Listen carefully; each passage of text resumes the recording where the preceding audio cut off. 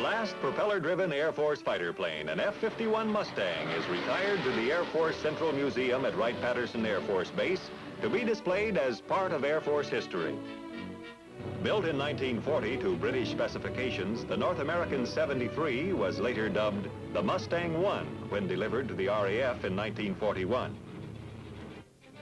When America entered World War II, the Air Force modified the Mustang to its own needs. It was labeled the P-51. The Mustang wrote history in the skies of Europe in the crucial days of the war and contributed greatly to eventual Allied domination of the air. Over 15,000 Mustangs were built up to VJ Day in 1945.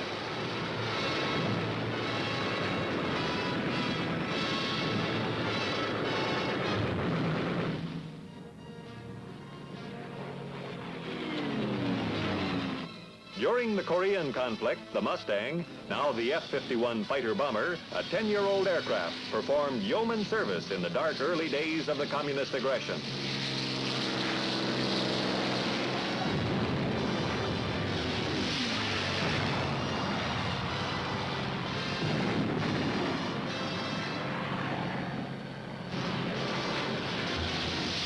Respected as the best prop-driven fighter plane ever built, the F-51 retires after action in 2 wars and peacetime service with the Air National Guard.